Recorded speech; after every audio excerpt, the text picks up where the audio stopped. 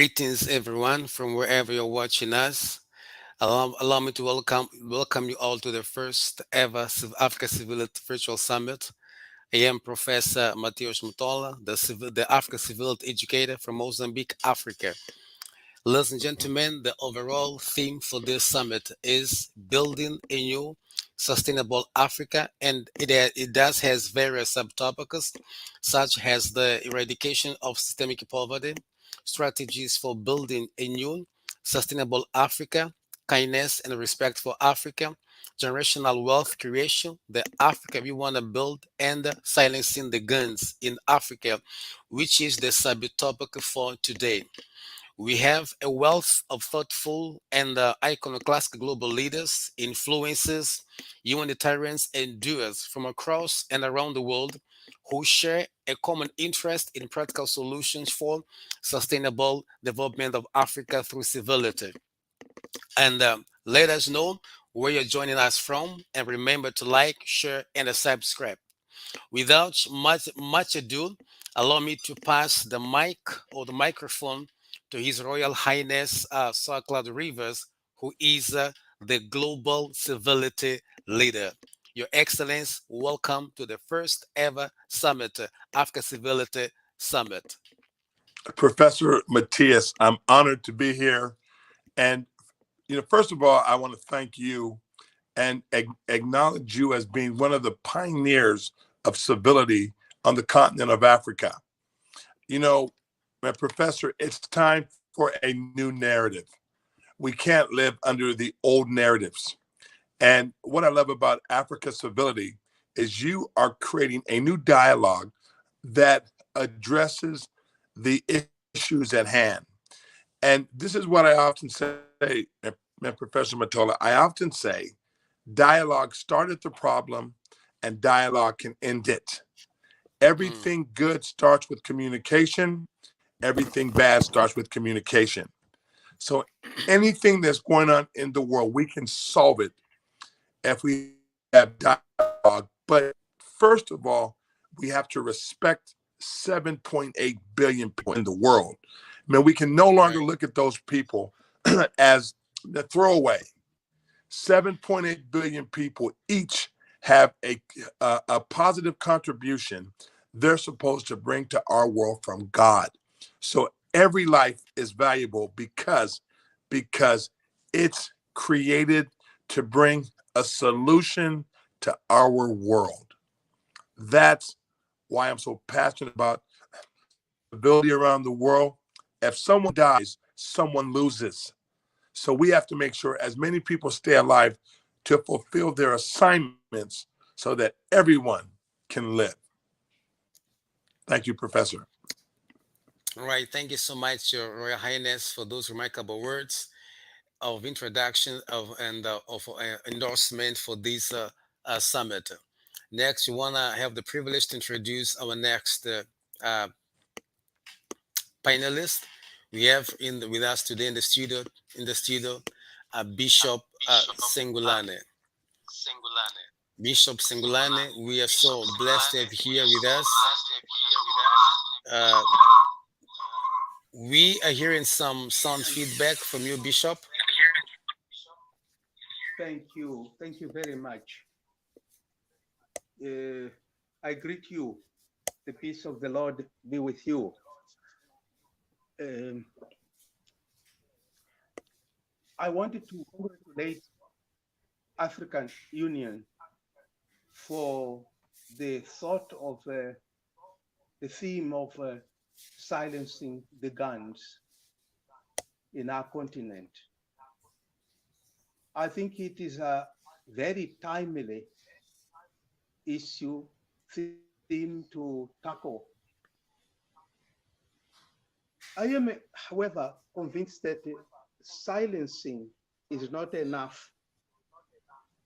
If you silence the guns and you keep them silent, they will not be silent for a long time, because a gun is a very bad advisor. If you keep it, you will have to find an enemy. And if not a real enemy, you will have to fabricate him, who could be your daughter, your wife, and finally yourself. So it is my conviction that we need to transform, to turn guns into instruments of production or into works of art. I am really wearing a cross which is made of bits of guns. We conceived the program of turning swords into plowshares, a biblical concept of disarmament, really. And through this, churches together were able to collect in 20 years over 1 million guns and turned them into works of art. So it is my conviction that silencing is the first step, but you need to go further and turn them into either instruments of production or works of art. What we are saying really is that we need to disarm our hands, we need to disarm our minds, we need to disarm our hearts, and we need to disarm our tongue. It is in that context that I warmly welcome these coming together to think about the meaning of silencing guns and take this project to the very end, which is bringing back the material with which guns were created by God, material, but God never meant it to make instruments of death. So we need to bring them back to what God meant, which is to promote human dignity. And I am sure we can succeed because God is with us. Thank you Well, very much. well, thank you so much, Bishop Singulane. And we are waiting for our next guest, who is Professor Okama, and I see he's back into. We are getting some sound. Thank you, Bishop. Yes, I'm going to ask Your Excellence, Royal Highness, to introduce our next guest, who is Professor Jared Okama. Please do us the honors, Your Highness, Your Highness.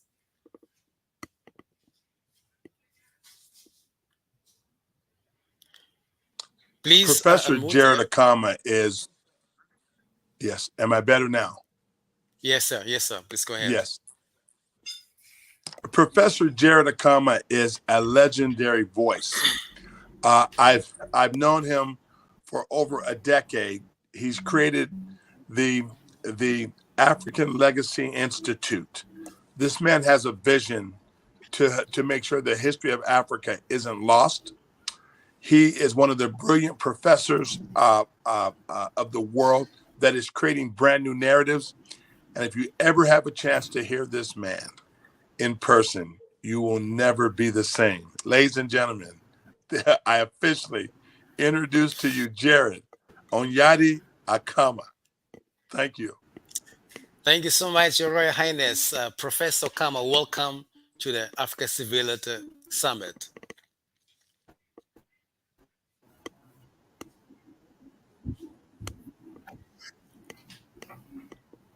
Can you hear us, Professor?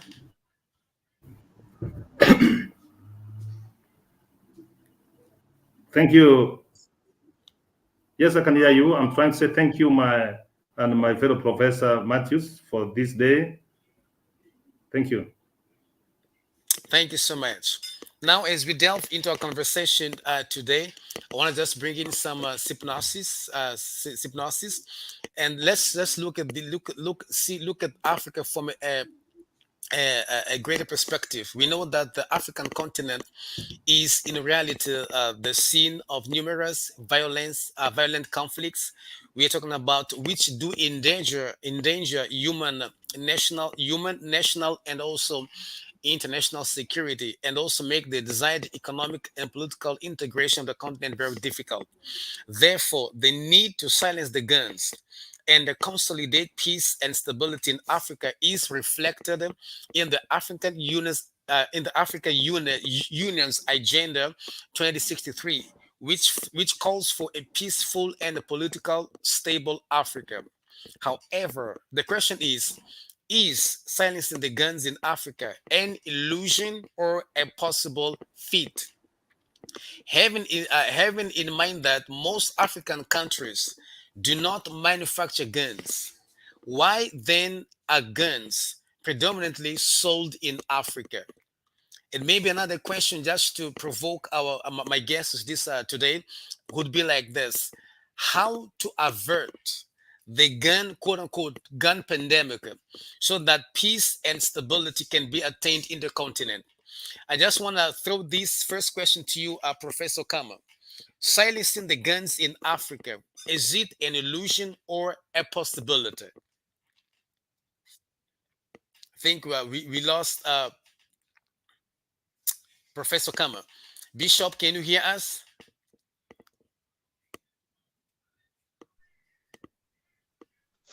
Yes, I can Yes, hear you, you. you do hear us. Thank you so much.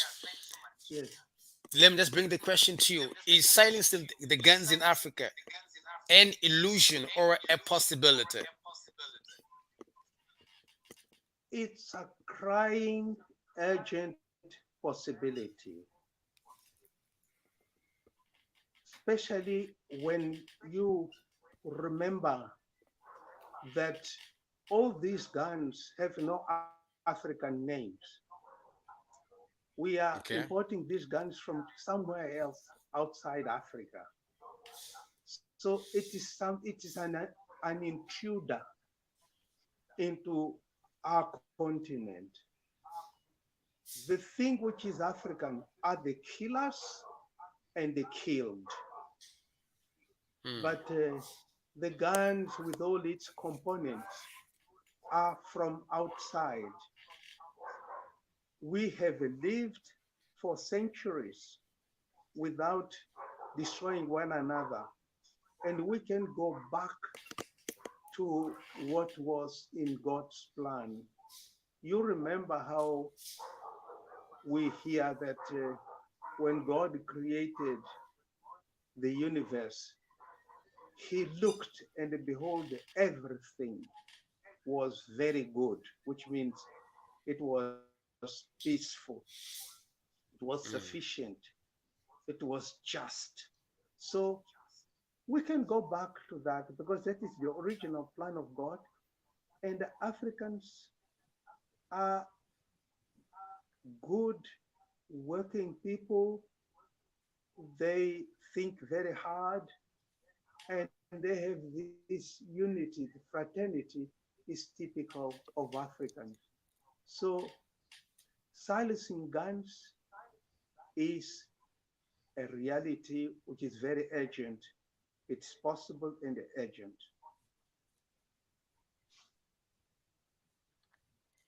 Right. Thank you so much for that. Your Royal Highness, do you want to interject some thoughts into that? Yeah, what I think it's possible, but the key has to come down to leadership that's not greedy, Hmm. leadership that actually loves its people more than power. You know, one of the things that to me is why would you lead a country that you won't be able to live in after your term? And I think Hmm. we had, to me, it comes back to the equation of leadership that values humanity. When we get leaders that value mankind and sees the potential in people, it it won't need to arm its community because its community is building.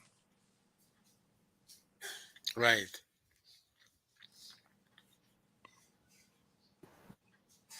It all comes Professor back to Kama, welcome leadership. back. Yeah. He's back now. Professor Kama, can you hear us?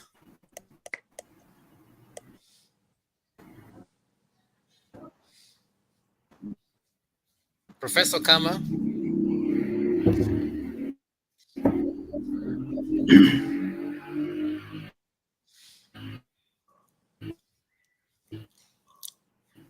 Right, I think he's still trying to connect with us. It goes back to Yeah. leadership. Now, let me Can come you with this question. using internet?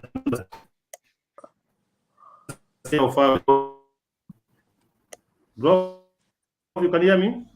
Yes. Yes, we do.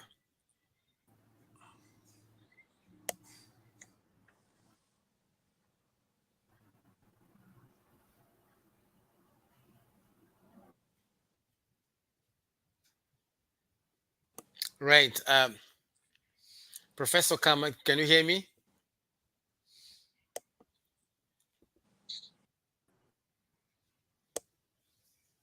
Can you unmute, please? I, I can hear you, sir.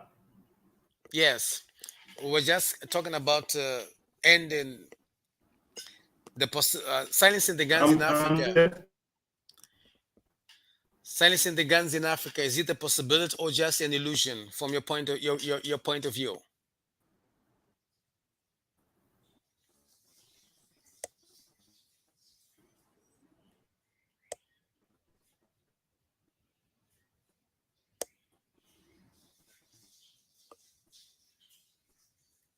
We're having challenges with internet connection from Professor Kama.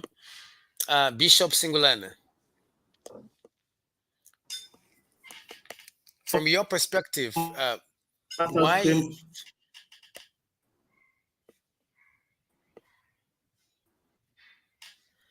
Bishop Singulane, are you still there?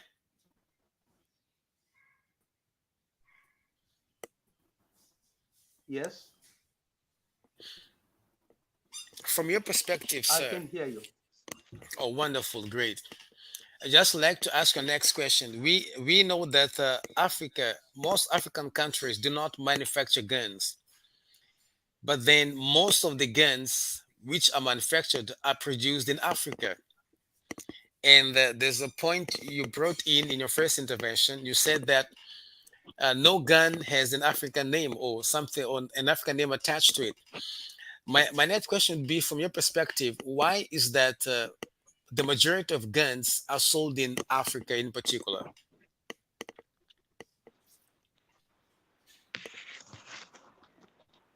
Africans are very hospitable. Right. They tend to receive people from outside and give them the kind of comfort you think they need. Mm, And in being so hospitable, we come to a point where we seem to be open to receiving anything, including evil. So okay. we need to keep on checking the nature of our hospitality. That's one thing. The other thing is that we need to continue having a dialogue because the guns are sign that there is no efficient dialogue. We need to work on reconciliation and we need to work on prevention. If Okay. we do this, if we undertake these three activities, we will not have a time to take a gun to kill the one I wanted to dialogue with, the one I wanted to reconcile with, the one I take measures of prevention to make sure that he or she continues alive. So that's my conviction, or at least my view at this moment. Right. So, in other words, Bishop, you are saying that dialogue must come first, right? And then Yes, there's got to be reconciliation. lead And us to third, lead us to reconciliation. And when we have been reconciled, we make sure that we take measures of prevention so that uh, we don't go back to acts of violence. right? I understand that. But my next thought or question would be, you spoke, Bishop, about Africans being very hospitable and that we are so welcoming. And then at some point in our being so welcoming, we welcome the good, but also with the evil, so to speak. Now, what can change? What can we do to change? What can Africans do to change this or reduce the possibility of welcoming the evil? Or how can we be selective in our so profound hospitality?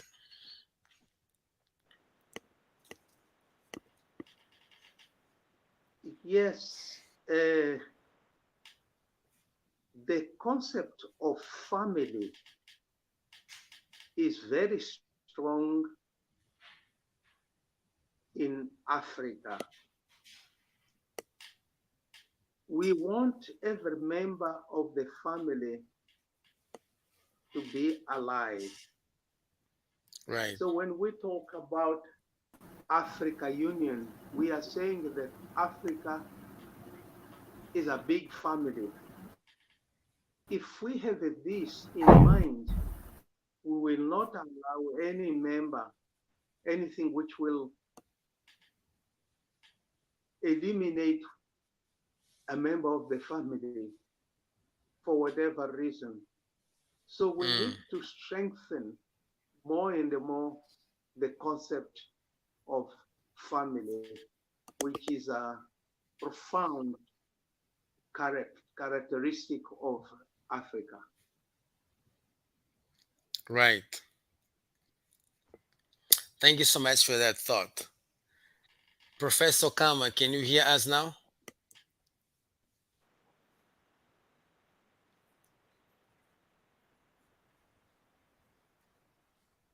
Professor Okama,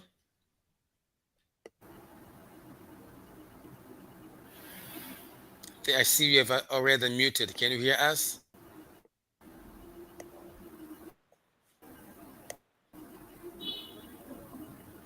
Well, we're still waiting for Professor Kama to be able to tune in properly. We're going to continue with our conversation with Dr. Bishop Sengulane.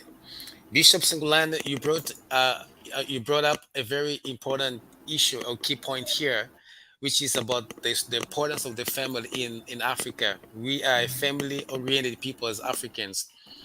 But then my next question would be, how can families be strengthened so that the children in the family do not resort to anti-social behavior, and we begin to embrace this spirit of family within our biological family, but also within our communities, so as to end violence and armed conflict but also within towards our each other, one communities, another. so as to end violence and armed conflict towards each other, one another. Communities, so as to end violence and armed conflict towards violence and armed conflict towards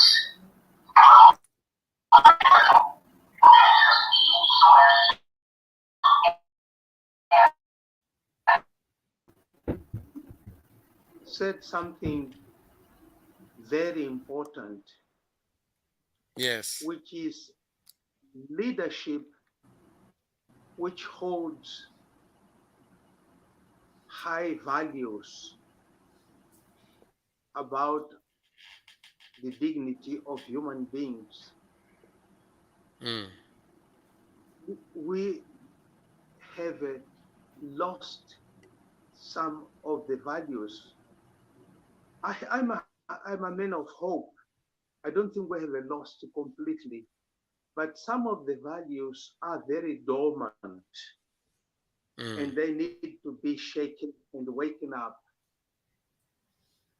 so that each member of the family, when he sees another one, he sees another me.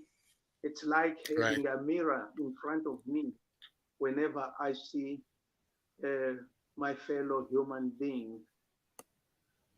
But our leadership needs to be reminded of the responsibility they have not only to lead in words, but by example. What they Right. would like you to see the citizens being, perhaps we need to see in the way our leaders relate to their fellow citizens. After all, going back to the theme of the family, we Mm-hmm. see the head of state as a father or a mother of the big family called the nation. So we need to get a good example coming from our leaders. There is also the spiritual dimension. Okay. You see, Africans are deeply spiritual. I'm not Mm. saying that they are good religious people, but the spiritual world is an integral part of the African life. So we need to bring the spiritual leaders Mm. to see themselves in the words of Zechariah to shine on those who sit in darkness. There are those who don't know whether they are going or they are coming. And in the Mm. shadow of death, there are so many who are just waiting for death to come and to lead Mm. our way, our lives into the way of peace.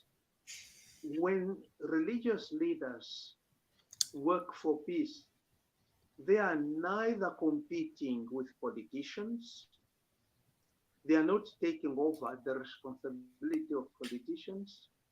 They are doing what they were anointed, trained, appointed, and anointed to do. Mm. So we need to we have this triangle: religious leaders, leaders of nations, the politicians, and the people, all connected together and thinking about the sanctity of all human life. That is the reason why we Right. need to get rid of guns, because guns are to kill, not to kill mosquitoes, or Right. they are not made to kill mosquitoes or to kill uh, snakes, but to kill fellow human beings.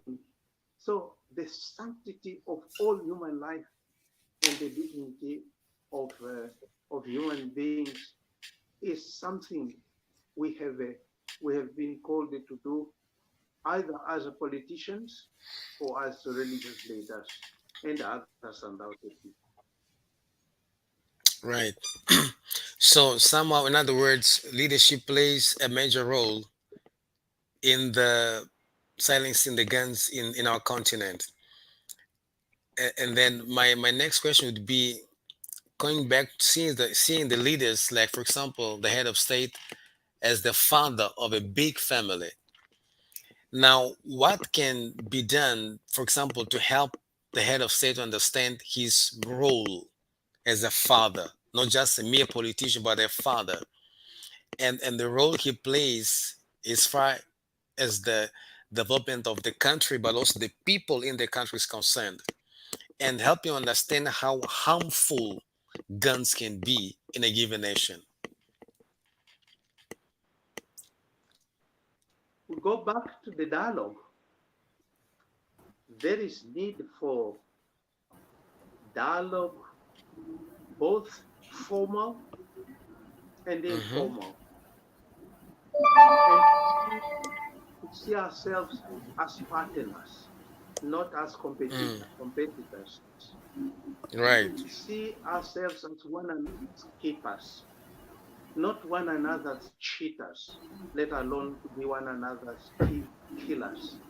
So it is important that political leaders see their fellow citizens, especially those who have some kind of leadership in the different sectors, to see them as partners, co-workers, uh, co-pilgrims in this beautiful world.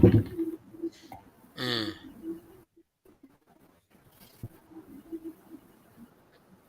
right. Thank you so much, Bishop Singulane.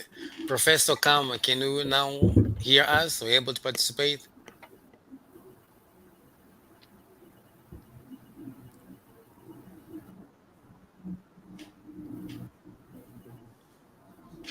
Dear Professor Kama, can you hear us? Yes, I can hear you. I don't know how far I will be go with you, but let me just get your question. My question is it possible to Yes, I can silence hear you, guns in sir. Africa? Yes. Silencing guns in Africa, is it just an illusion or it can be a possibility? Well, I think our professors having serious internet connection issues, and hopefully he managed to be able to uh, get it through over before we are done with our conversation here. Bishop, you mentioned about turning the guns into not just silencing them, but turning them into other useful and productive tools. And I know that from your experience, you have done something like that in Mozambique years ago. Now, could you please share with us, with our viewers, your experience in that regard and how other African countries can benefit from that experience which you demonstrated in Mozambique years ago? Yes, Professor, I I share this not as an expert, Right. but as a beggar, telling other beggars where I have been begging with a certain degree of success. Mm, So we are all beggars looking for peace. What happened here in Mozambique is that the Christian leaders from the Council of Churches saw that politicians were already in dialogue, and that was the initiative of churches also to bring both government and Renamo into a dialogue. So mm, we went to the different provinces asking people, what do you think might jeopardize peace? Because we are sure that peace will come now that the politicians are having a dialogue. So someone said, oh, guns, because both sides have been just dishing out guns. mm, So when we come to the end of this conflict, what is going to happen to these guns? Aren't we going to go back to them and use them to kill one another? It was in that context that praying and looking into the scriptures, we found that in Micah chapter 4, verse 3 to 4, and Isaiah, there is that passage, they will turn their swords into plowshares. mm, So we said that what we will do at the end of the conflict, we will tell both sides that after the disarmament program by the United Nations, we will invite all those who have got guns to bring them to us. We will not ask which political party you come from, what is your name, where did you get this gun. We just take the gun and with a special machine, cut them into pieces, make them unusable for war. That is right. the first operation to destroy the gun. Secondly, to give to the person an instrument of production. We had calculated at that time that one working gun would be replaced by giving the person a sewing machine or a plow or a bicycle. And then we take these guns, turn them into instruments of production or into works of art. Well, people came Right. from both sides and from others who didn't belong to any political party, Mm. and they brought their guns. As I said, we have been able to collect over 1 million guns. Yes, you will say, but there are still guns in their hands, in wrong hands in the country. But at least we thank God that 1 million guns have been turned into works of art, and those will never go back to kill Yes, any I see. human being. I was talking about my cross. There are 4 guns which were used to make this cross, which means Mm. 4 guns will never go, will never kill any human being. But That's again, right. we asked children to bring their toy guns and replace them with toys that do not inspire violence. And that was a good way of culture of helping children to have the mentality of peace, the culture of peace, right from the families. No, that is really the the what we were able to do in terms of turning swords into plowshares. You will ask, what is the impact of that for Mm. Africa? We have shared with other African countries. I'm sorry to say that we have seen that the Japanese, the Americans, the Germans, the Swedes, the British have been more receptive. Uh, in the British Museum, for instance, there is a tree of life which is made of guns, bits of guns Okay. in the British Mm. Museum. Very little you find in our continent. So people have not been, I think we needed to share with fellow Africans that this is something which can be done. It is urgent and it can be done. So destroying the guns and turning them into instruments of arts, and also I like what talked about getting collecting toy guns from children and giving them other toys is a very powerful tool to instill peace into their minds and also diverting their minds from uh, ideas of war, because somehow I believe that toy guns do instill the spirit of war into, or fighting or killing into children.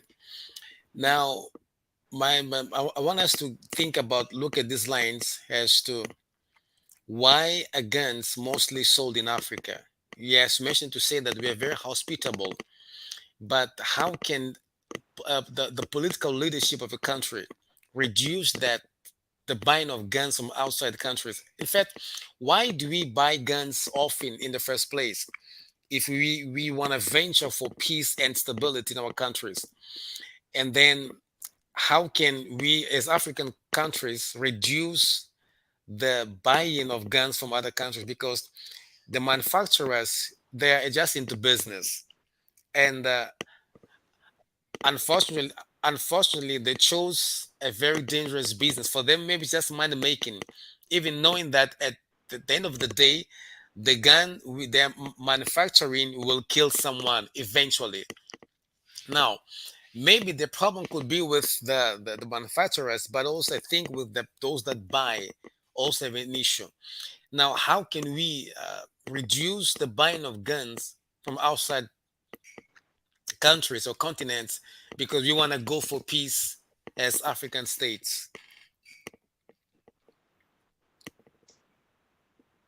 It's it's important for us to realize that because God has been so generous to Africa. There are so many natural resources in the sea, underground, Mm. beautiful beaches. The, it's so much um, gold, diamond, gas, all these things. And we do not realize that those who come to us and say, I'm giving you these guns, they are preparing their future to come and extract from our continent these good resources. So we need to wake up, be aware of the intention. It doesn't seem to me to be for charity. It is a question of business and not an honest business. So we need to say, stop. I don't want to kill my fellow citizens because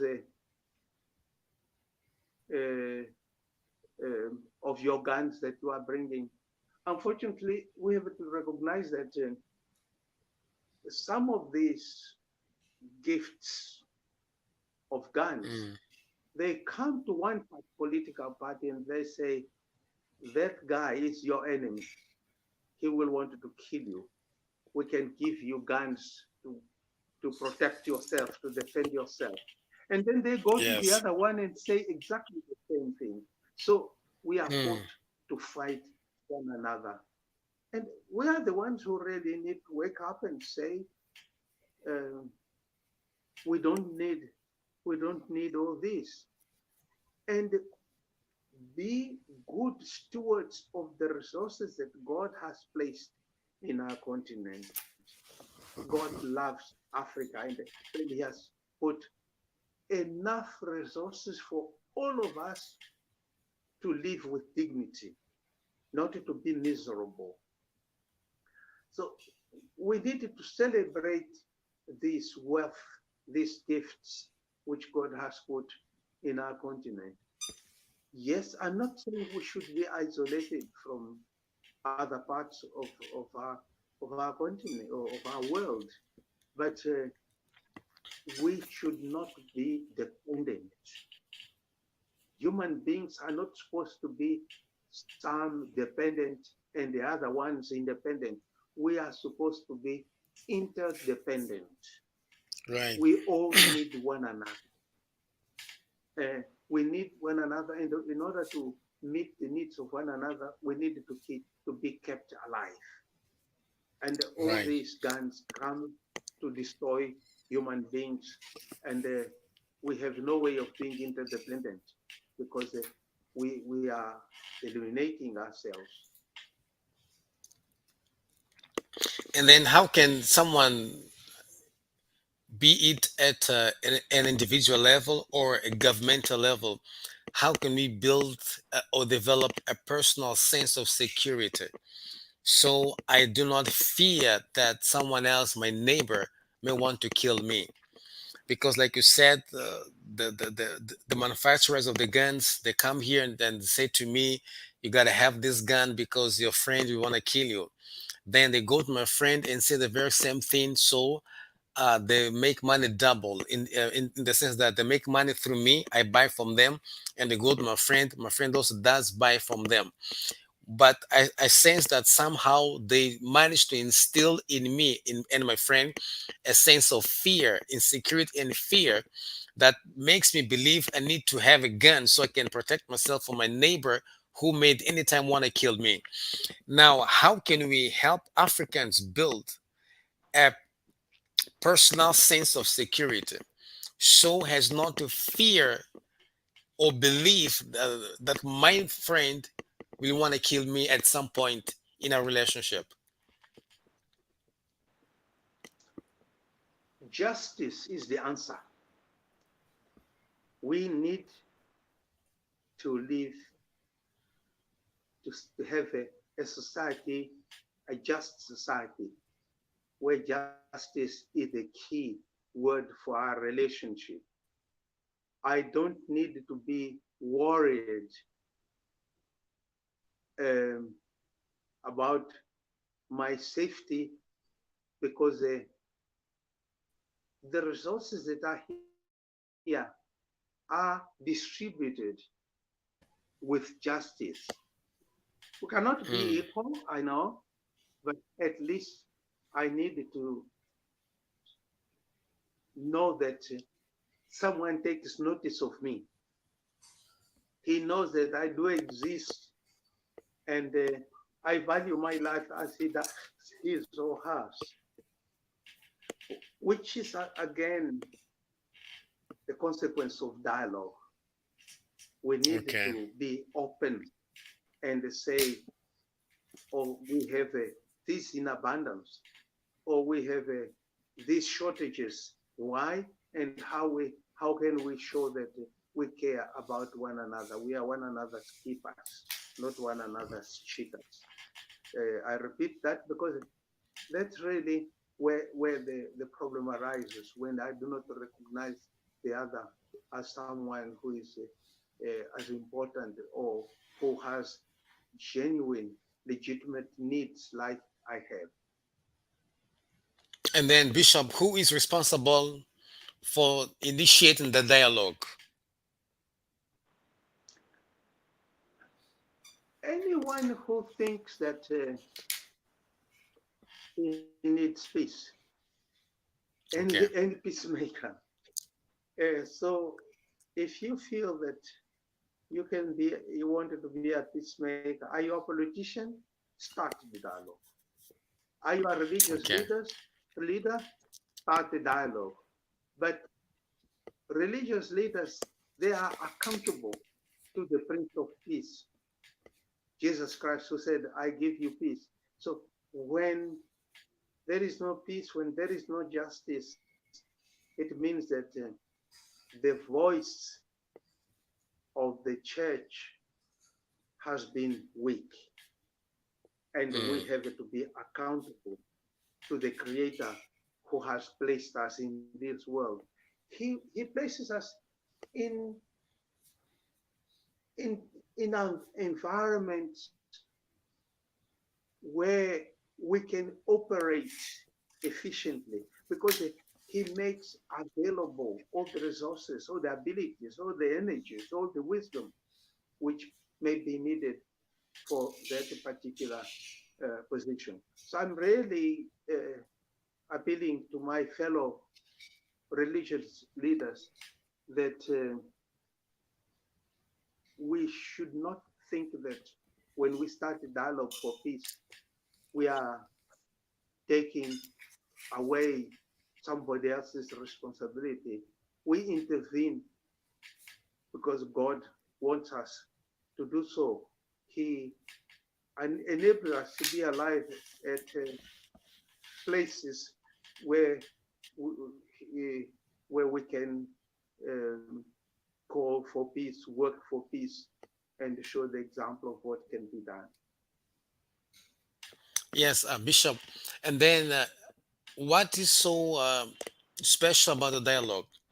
What common denominator are we looking for in order for us to sit together and begin to conversate or chat about peace, like we mentioned to say? The importance of the dialogue is to recognize that the other person has something to give to me. Mm, That is the reason why in my greeting in Portuguese I say Olá Paz, and I hope that right. the other one will answer Olá Paz. The literal translation is Hello Peace, and I hope that the other Mm, one will also will greet me Hello Peace, which means that I recognize that I have peace to share with you, and I recognize that you have peace to share with me. So let's expand that from individuals to families to communities and to all citizens of the country. And why not between nations? The dialogue is the key for us to come to a point where we recognize one another's legitimacy. Yes. Thank you so much, Bishop. Now, going a little bit back Thank you. into, we have outsiders who come in our country or countries or continent, and somehow they are the manufacturers of the guns, and they come to sell to us in Africa. And unfortunately, they do cause division and fear in us, and they make us want to buy the gun so that I can make sure that when you attack me tomorrow, I will defend myself. But then, as you were speaking, I began to ask myself this question: could it be that the outsiders come into the continent, and they come to divide us in order to reign because of the resources we have in Africa? Because earlier on you mentioned to say that God has blessed Africa with so many resources. So are not they after the same resources? And for them to get the resources, they have to divide us as Africans.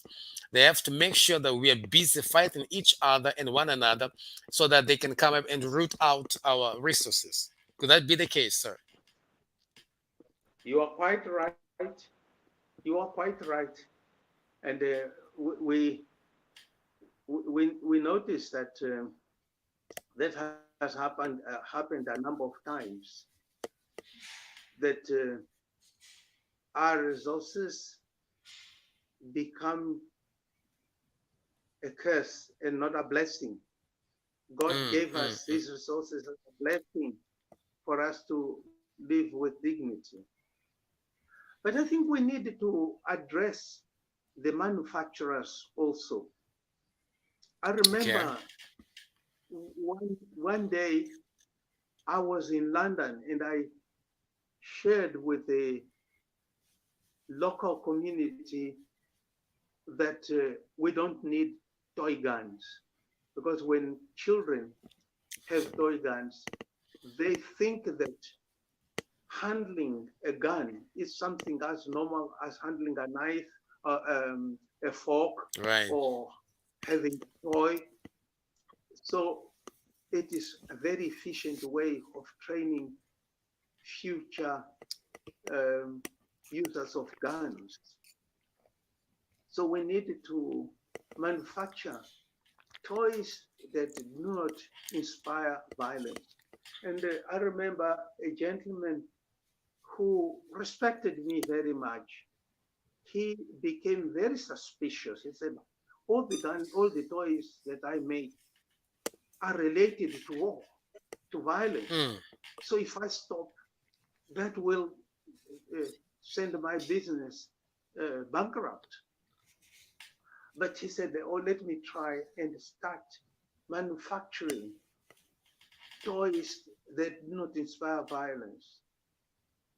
1 year later, I was back in England for some other reason, and the gentleman made the point of coming to see me, to thank me, and he said, I started making toys that were so much in demand because they were not very usual. Many people had not seen toys of that kind, and I became more creative. What kind of toys I could make? So my business has gone up because I have so everyone was going to buy this my toys.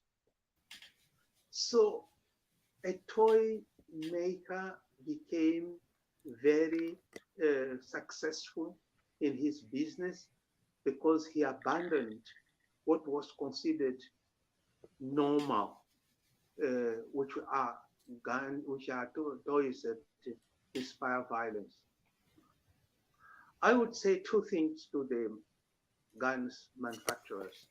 One is that their business is a very bloody business. It sheds blood to my brothers and sisters. So it's a deadly business. It's not enough that it provides employment for them, because they could use their skills to make better instruments of production, better research for health, better research for agriculture, and so on. Mm. Secondly, I would like to invite them to come to Africa and just visit the graves of the victims of their business, Wow. those who have been killed with guns that they have brought. I'm not going to ask them to go and see the widows and the orphans, but just to see the graves and ask whether they would like me to go and do the same in their country, to take Right. a business which will kill so many of their own relatives. So that would be my message to those who manufacture uh, guns, and remind them that the material, be it iron, be whatever metal they use, was created by God not in order to kill human beings, but in order to make a human being live with dignity, um, and because there is justice, we all feel safe. That would be my Right. message to the manufacturers. There is a Bishop. There's a comment of from one of our viewers. I'm gonna read it, and I want to hear your thoughts on this one. He says, "We Africans are the ones who let ourselves be divided because we don't think about the people as a whole, but we think only about ourselves. So anyone that comes already finds an entry point for division." What's your comment on this one, Bishop Sengulane? I agree. I agree. I agree entirely that we are the ones who are responsible for that. As I said, we are hospitable. We are Mm, we are we do not want. We are mentally lazy. It's mental laziness that we do not use our minds to say, okay, I am open, I will be hospitable to this kind of presence, and that one I know that it will not do any good to me, so uh, I will not allow it to come. So um, our, uh, our friend is quite right. We are the ones to blame for our division. The others are just trying to solve their problem, but they cannot be called saints. That they are not innocent. They know the impact of their business. right. Thank you so much for that comment, Bishop. Now let's go back to the church. The role the church plays in peace building and stability building in African countries. How can the church as a whole place itself, position itself as peacemakers according to the scriptures? And because somehow the church was taught that there's got to be a division between the state and the church, to the point that many church leaders avoid getting involved in politics, so to speak, because they feel like when they venture out of the four walls of the church, they are now they're now breaking, they're getting off their limits, and they're now trying to get into an area of their jurisdiction. But the Bible, I think Jesus says, "Blessed are the peacemakers," and who are the peacemakers? Are sons of God. Now, how can the church divorce itself from this idea of separation between the state and the church so that eventually they can bring the message of life, hope, the good news into society? I mean, you said it. Blessed are the peacemakers, because they will be called children of God. Right. If you do not work for peace, tell me, whose child are you? Hmm. We are, the problem is that often we allow politicians to, to use us as Mm. religious leaders. I would humbly submit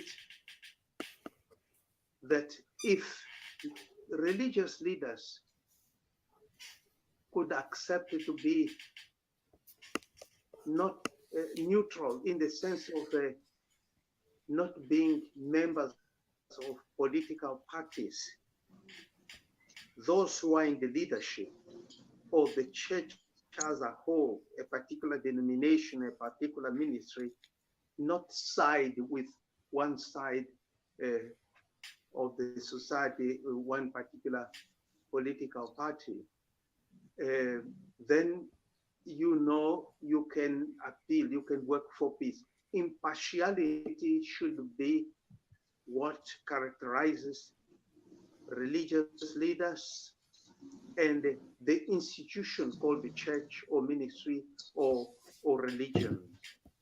If you are impartial, then you know that you can criticize the ones who do bad things.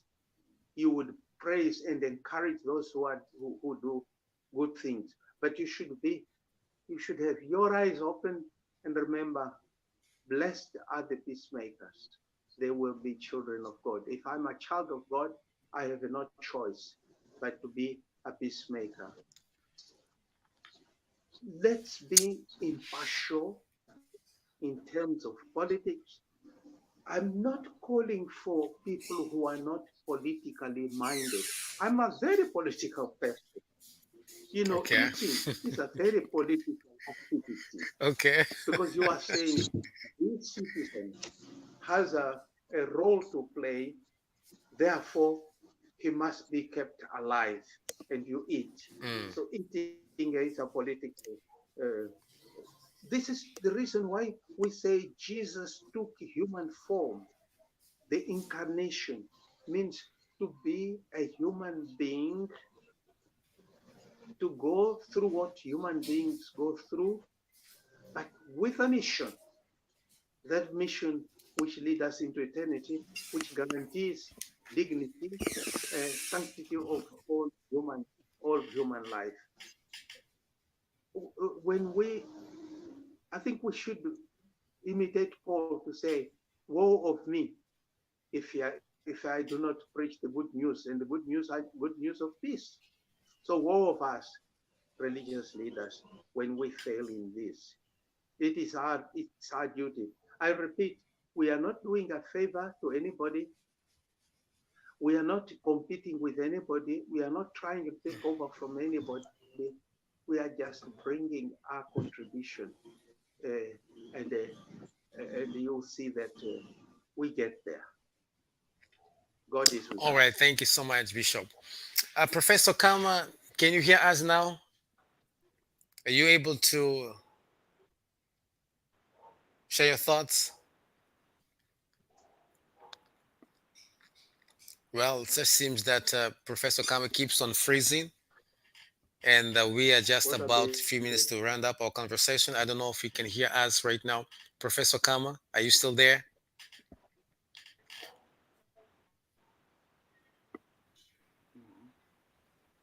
Well, it seems that he's having a challenge with this connection. Wow, it's so pity that he can't connect because he also was going to drop some wonderful thoughts since he's the president for Peace and the Reconciliation Society of Kenya. Just as we are about to round up, I see Bishop mentioned about the importance of political leaders, I mean religious leaders, to be impartial. But let me ask you maybe one of the few last questions here. Uh, how can a religious leader react if he feels pressurized but the powers that be to take sides. Let me say, for example, to join a particular political party. You mentioned to say that you are a very politician, and you gave a very interesting example that even eating, that's politics in itself. But then, if a leader is being a religious leader is being pressurized to join a political party rather than being impartial, what would be your advice to that particular person? What about if you are being pressurized to become a drunkard and a thief? Wow. If you know that you are going to lose your identity, because these things make you lose your identity. Mm, You know, we need to pray for the gift of discernment, which means I can be called upon to advise the leaders of the nation. I'm advising yes. from an impartial perspective.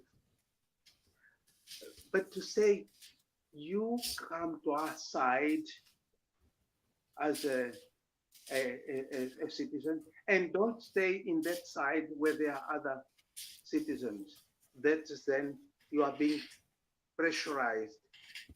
The problem, the answer is that who is your leader? Who calls you? What does he tell you? Yes, you are. There are two different things which I think we need to distinguish. There is a request to come to our church and you talk about the importance of education for all, education for girls also as education for boys. That's something which has to do with promoting human dignity independently of who is in charge. There is someone who comes to me and asks me to go, to come to my church to talk about ethical issues. We are having so much crime and we would like to come and share with the church our concern.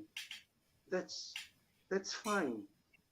But to say, I want my party to win the elections, come and let me come to your church to persuade your members to vote for me, or to say bad things about the other party. That's a different, it's a pressure upon a church leader. But I will say definitely no to that. It's not part of my vocation. It's not a part of why God has allowed me to be alive at this time in the history of our country. What really we are trying to say is that we are all children of God. We are one another's keepers. We are called to be peacemakers. We are called to work for justice and work humbly before God. Yes. Thank you so much. We are Professor Kama trying to try in again. Professor Kama, can you hear us?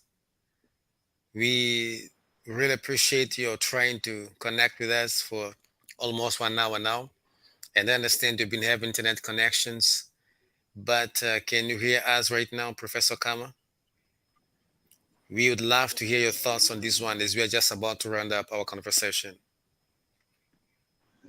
Yeah, I was saying that before I answer some of the question you were to put before me, it is important to put the rest regarding erosion that only if the guns are silenced, sustainable peace will reign in Africa. While violent conflicts remain one of the biggest challenges facing Africa, those conflicts have not started because arms have been available. So we were trying to see silencing of guns was it a illusion or a reality. I don't want to be unkind to those who were promoters of this, but at least they have started a conversation, and with time, we may be able to realize the period was such a short time, 6 years is not long enough. And even they Yeah. say that you put responsibility on every citizen which are violators of this. But I want to say this, that before pre-colonial period and during colonial time and after, what is happening in Africa is designed, and it is designed in a way that they are fighting for the resources of the natural resources of Africa, and Africa will not have peace until African ourselves that we need to have a conversation. And I want to thank you that this kind of conversation is good because it can give way forward. However, I pray that before we even talk about guns, let us address the inequalities, the violation of human rights, the poor governance, the corruption in the continent of Africa, the fragile of the African states, the illicit financial flows out of the continent of Africa. Let us have uncontrolled exploitation of our natural resources. Let us talk about climate change. Let us also have that Africa Union don't have a mechanism of implementing this. This I'm saying this because even the African member states, they don't contribute their contribution.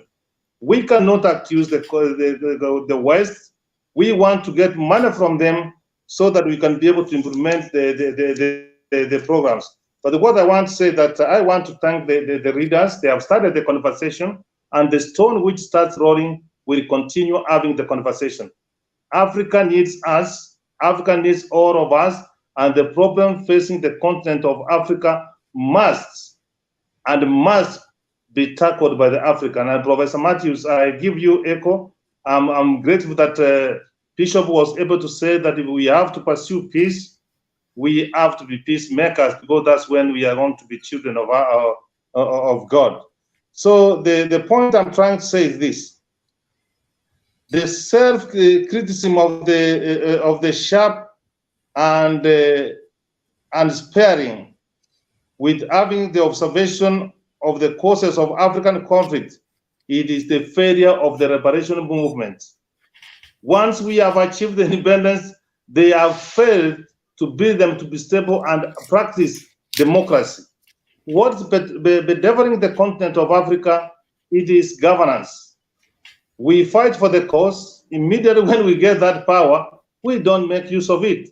A very good example which I give is Southern Sudan. See, for the many years they struggled, they got their self-determination, they got independence. From 2011, imagine they have not even carried an election.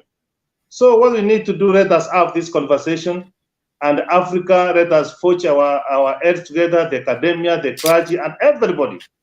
Let us move Africa forward without leaving anybody behind. But until the resources of the continent of Africa is respected, let us take, for example, Democratic Republic of Congo.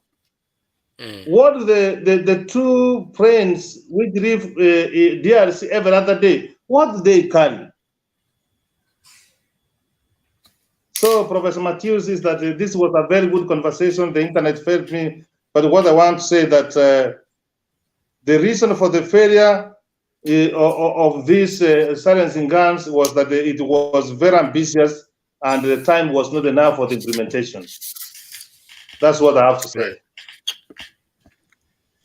Well, thank you so much, Professor. Maybe just before as you were speaking, two thoughts came to my mind. Number one, you mentioned to say that one of the reasons why we see guns all over Africa and Africans killing each other, one another, is being due to the failure of the liberation movement. Now, my question is, what exactly failed? Did, in the first place, the liberation fighters, the comrades back then, do they have a clear-cut vision for their countries, for the nation they wanted to build, or they just wanted to substitute the colonial masters? Because in most African countries, like I mentioned to say, we fought for our independence, but next, the ones at the forefront of the liberation movement began to assume the same position of the former colonial masters. Now, the question that maybe one of our viewers may have is, what was the real intention of the liberation fight? To really gain independence and move the country forward, or just to substitute, say, you, Jared Akama, Colonel Master, out, and I'm taking your position now, and I'm doing the very same thing, oppressing the people just like the four Colonel Masters did. Over to you, sir, Professor Kama. Yeah, let me use Kenya as a case study in this case is that those who fought for the independence of our country, Kenya, Right. did not take power. Power was taken by the sons of the home guards, those people who were collaborating with the whites. Okay. That's the sad thing. The sad thing. And remember, when we are in the movement, those privileged few who happen to have gotten good education, who happen to move to the West, they corrected the bad manners from the West and came to implement in the continent of Africa. However, what I'm trying to say that what Africa we need is good governance. What Africa that we need is respect for human rights, is to practice the highest level of civility, being civil to one another. What we need to do as a professor of legacies, we need to address the legacies of colonialism. Those who colonized us. It was a design that gave the African independence and Africa at this point of time. The role of the external actors in the affairs of Africa may not be washed away. The emerging number of inter-religious conflicts. What we need to do is to forge for unity of the African people, and that's exactly what is going to happen. I have said that the manual subscription on time. How do you want Africa to move forward when we don't fund the organization or the African Union? So the point I'm reveling about here is that we have not done things in the right way. Okay. And for us to survive in the 21st century, we have to think without the box. You know what I always say. What I mean by that. Let us be civil to each other. Let us be very diplomatic. Let us have entrepreneurship mind. Let us protect the resources of Africa. Let us protect the young people of Africa. And it is simple. It is governance, and we should not leave governance, the leadership, to the political class. Everyone, be it the richer sector, be it in the private sector, we have got a role to play. Peace is not a preserve of a particular class of people. Peace is for us all. That's what I have to the point I have to make. That Africa, let us move without leaving anyone behind.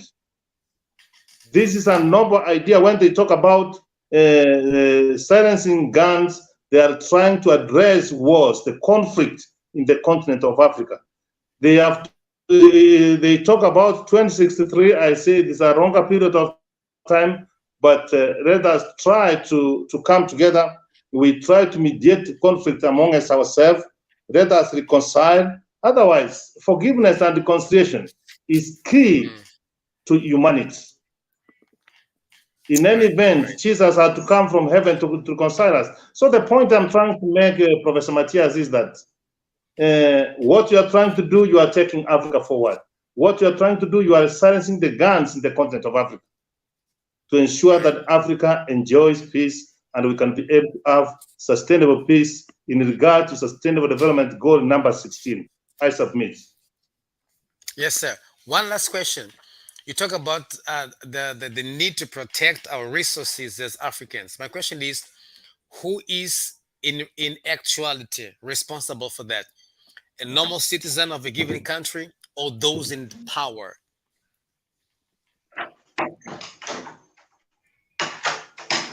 Are you still there, Professor Kama?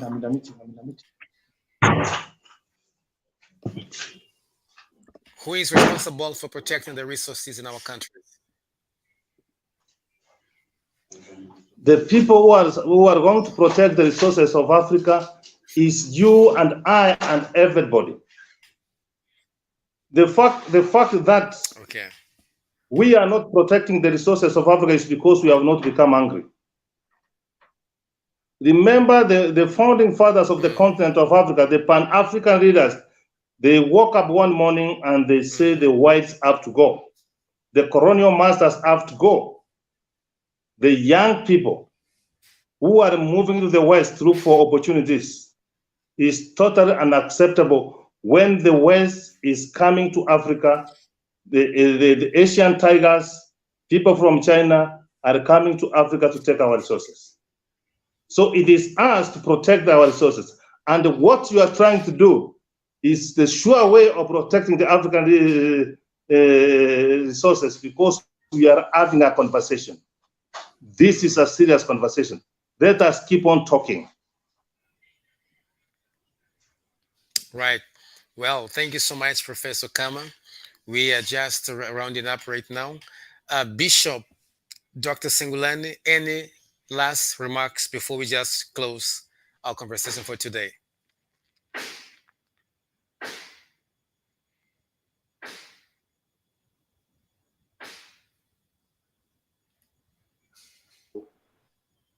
in our Sorry, continent. you were muted. May you please take over the mic now? Okay, can you hear me now? Yes, sir. Yes, we do. Yes. For all these good works, good intentions, God has many people in our continent. The majority of Africans are good working people, people with good intentions. What is happening is that those who are dishonest are very noisy, but it doesn't mean that they represent the majority. Often the ones who are noisy recognize they are few. So let's go ahead with silencing the guns and the consequences, knowing that there are many people, God has many people with good intentions, and He is with us. Among the people in government, among private sector, among religious people, especially among young people, God has many people to work for peace. And God bless us all. Well, thank you, Bishop Sengulane. Over to you, Professor Akama. Closing remarks, please. Yeah, thank you, Professor Mateus. I have to say for a fact that I love the continent of Africa.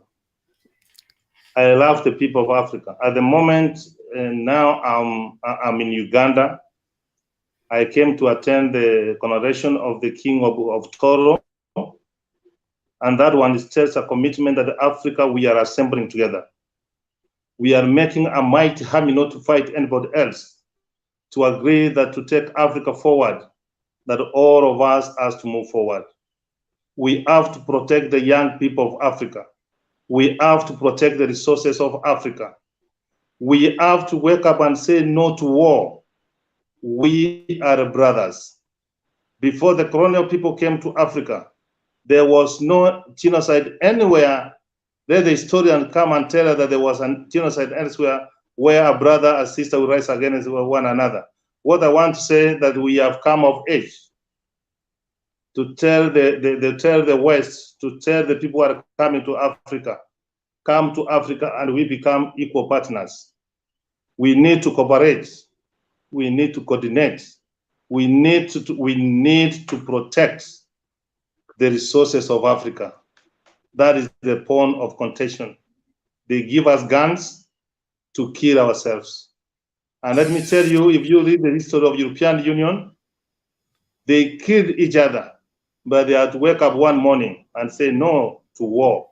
That's why they have got the European Union. That's why they are able to move from place to place. See how the Chinese are coming.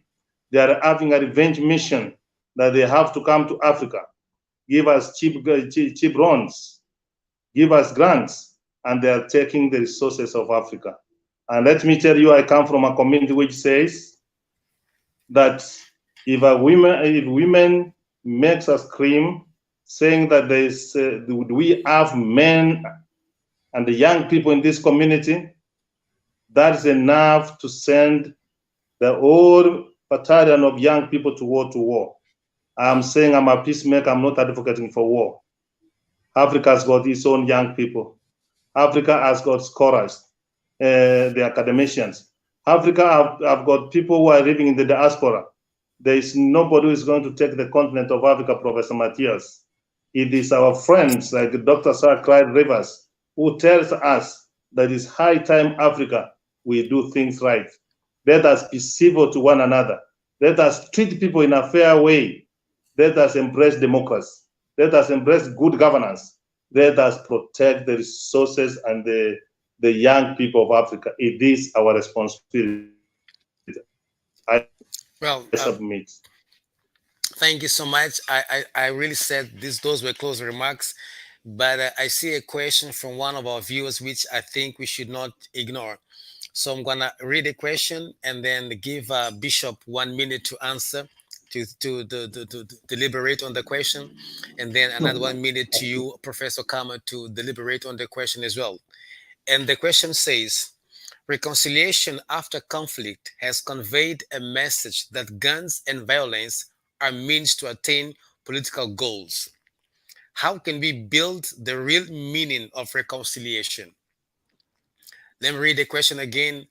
The question goes, reconciliation after conflict has conveyed a message that guns and violence are means to attain political goals. Now, here's the question: how can we build the real meaning of reconciliation?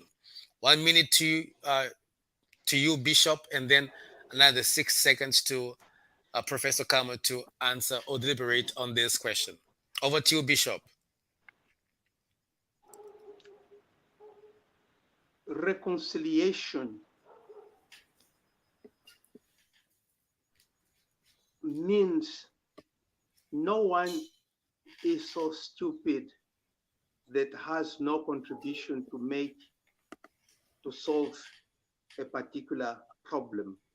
And no one is so wise that cannot benefit from the opinion of other people. Let's accept one another. Let's give to one another. That's reconciliation. Thank you so much, Bishop. Professor Kama. Yes, I'm saying reconciliation is the way to go. It has happened. We can't live in the past. We have to pick the pieces and move. To reconcile and to forgive is to be at peace at ourselves. Let us not keep on looking at back. It happened. Yes, it happened. It cannot take for us forward. I'm saying in Psalms 133 says, how precious it is for brothers and sisters to live in harmony. If we find a way and forge a way of living in harmony, it will be great. It is painful to reconcile, yes, but for us to make peace for amongst ourselves, we have to forgive each other, reconcile, and forge forward. That's the only way, and that's how societies which have developed. Look, for instance, what happened in Rwanda. They looked back and said, guys, it's unfortunate it happens. It never happens again. Let us move forward. See how they have tried to rebuild their country. That's what I mean. Well, thank you so much, Bishop Sengulane. Thank you so much, Professor Kama. It has been a pleasure having you right here at the Africa Civility Summit, the first day. We're talking about how to silence the guns in Africa. Is it an illusion or a reality? Thank you so much. I'm definitely going to have you back again into other programs of the Africa Civility Show. God bless you. Thank you so much. And I appreciated that so much. Thank you so much, ladies and gentlemen. We have come to the close of the show, the Africa Civility Show, the first day today. We are definitely coming back tomorrow for another wonderful day. We are going to have great speakers will join us tomorrow, and the summit will continue exactly at 9 p.m. Central African Time or 12 p.m. PST, or as well 3 p.m. EST. We're going to have great thought leaders from around the world coming again into the Africa Civility Show to share wonderful thoughts that definitely change the continent and move us forward as the beloved continent of Africa. Thank you so much. God bless you. See you tomorrow, same time.